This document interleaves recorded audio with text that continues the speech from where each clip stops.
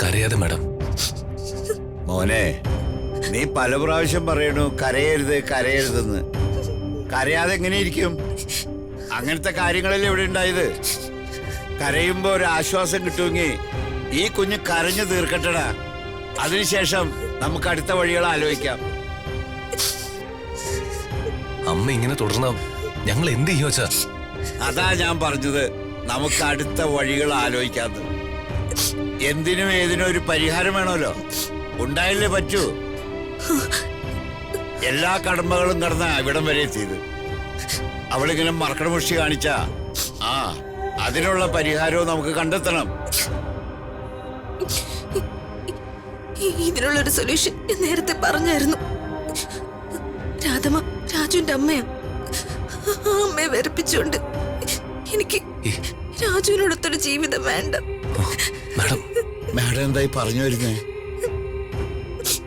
ഞാൻ എന്റെ വീട്ടിലേക്ക് തിരികെ പൊക്കോളാം. കേട്ടോടാ ഈ കുട്ടി പറഞ്ഞേ? കല്യാണം കഴിഞ്ഞിട്ട് ദിവസങ്ങൾ പോലും ആയിട്ടില്ല. താലിമാല ഊരി മാറ്റി അതതിന്റെ വീട്ടിലേക്ക് പോവാണെന്ന്. നീയല്ലേ ജീവിതാവസാനം വരെ ഒരുമിച്ച് ഒരു മനസ്സോടെ ജീവിക്കാമെന്ന വ്യവസ്ഥയില് ഈ കുഞ്ഞിന്റെ കഴുത്തിൽ താലി കെട്ടിയത്. നിനക്ക് ഇതിന് മറുപടി ഒന്നും പറയാനില്ലേ? എന്റെ മറുപടി അല്പം മുമ്പ് ഞാൻ അമ്മയുടെ മുമ്പിൽ വെച്ച് തന്നെ പറഞ്ഞു കഴിഞ്ഞില്ലേ.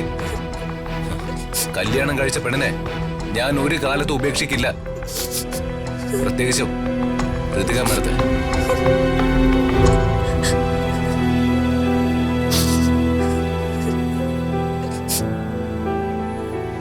ഋതിക മേഡത്തിന്റെ സ്ഥാനം എന്റെ മനസ്സിലാവുള്ളത്. അത് ഭാര്യയായിട്ട് മാത്രം ഉള്ളതല്ല. അങ്ങനെ ആണുങ്ങളെ പോലെ നട്ടല് നിവർത്തി കാര്യം പറയടാ. ഇപ്പൊ നീ എന്റെ മകനായതില് ഞാൻ അഭിമാനിക്ക. അമ്മായിയമ്മ എതിരിൽ നിന്നൊന്നും പറഞ്ഞ് ഇന്നേ വരെ കല്യാണം കഴിച്ചവരൊന്നും ഭാര്യയെ ഉപേക്ഷിച്ചിട്ടില്ല.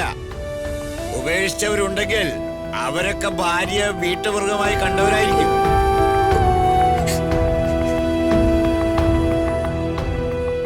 നിന്റെ അമ്മ ഇങ്ങനെയൊന്നും ആയിരുന്നില്ല. അവളെ മക്കളുടെ മുന്നിൽ പോലും കുറ്റം പറയുന്നത് എനിക്കിഷ്ടമായിരുന്നില്ല. പക്ഷേ അവൾ മക്കളായ നിങ്ങളുടെ മുന്നിൽ ഇങ്ങനെ ശത്രുവായി മാറുമ്പോ വേദനിക്കുന്നത് എന്റെ മനസ്സാ. കാരണം എനിക്ക് അവൾ എന്റെ ജീവനാ.